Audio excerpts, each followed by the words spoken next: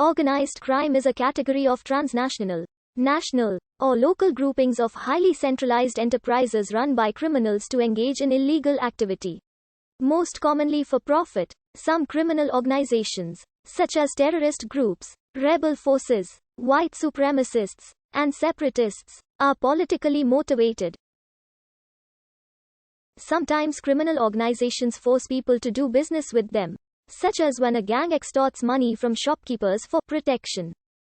Gangs may often be deemed organized crime groups or, under stricter definitions of organized crime, may become disciplined enough to be considered organized. A criminal organization can also be referred to as a gang, mafia, mob, ring, or syndicate. The network, subculture, and community of criminals may be referred to as the underworld. Sociologists sometimes define a mafia as a type of organized crime group that specializes in the supply of extra-legal protection and quasi-law enforcement. Academic studies of the original mafia, the Sicilian mafia, which predates the other groups, generated an economic study of organized crime groups and exerted great influence on studies of the Russian mafia, the Chinese triads, the Hong Kong triads, and the Japanese yakuza. Other organizations, including states, churches, militaries, police forces, and corporations, may sometimes use organized crime methods to conduct their activities, but their powers derive from their status as formal social institutions. There is a tendency to distinguish traditional organized crime from certain other forms of crime that also usually involve organized or group criminal acts, such as white-collar crime, financial crimes, political crimes, war crimes, state crimes, and treason. This distinction is not always apparent and academics continue to debate the matter. For example, in failed states that can no longer perform basic functions such as education, security, or governance, organized crime, governance, and war sometimes complement each other. The term oligarchy has been used to describe democratic countries whose political, social, and economic institutions come under the control of a few families and business oligarchs that may be deemed or may devolve into organized crime groups in practice.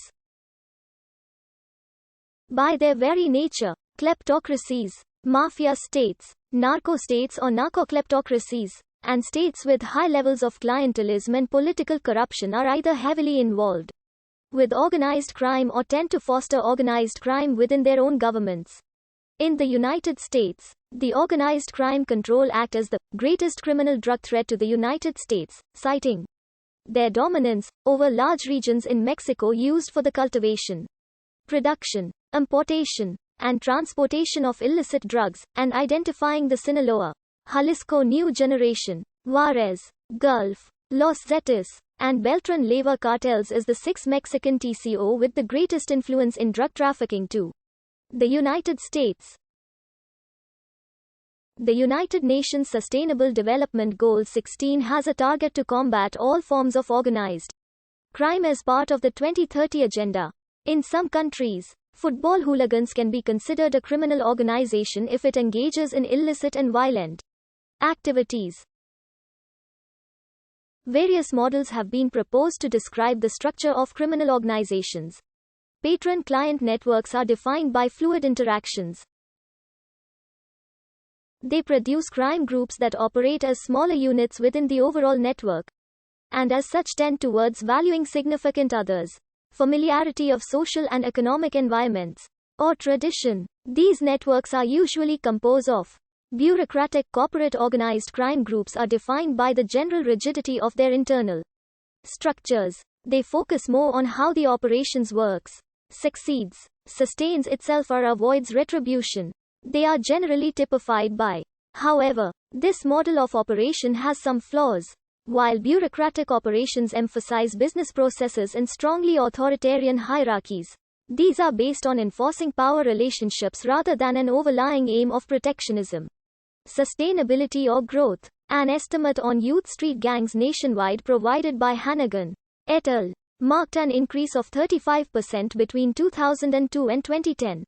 A distinctive gang culture underpins many, but not all, organized groups. This may develop through recruiting strategies, social learning processes in the corrective system experienced by youth, family or peer involvement in crime, and the coercive actions of criminal authority figures.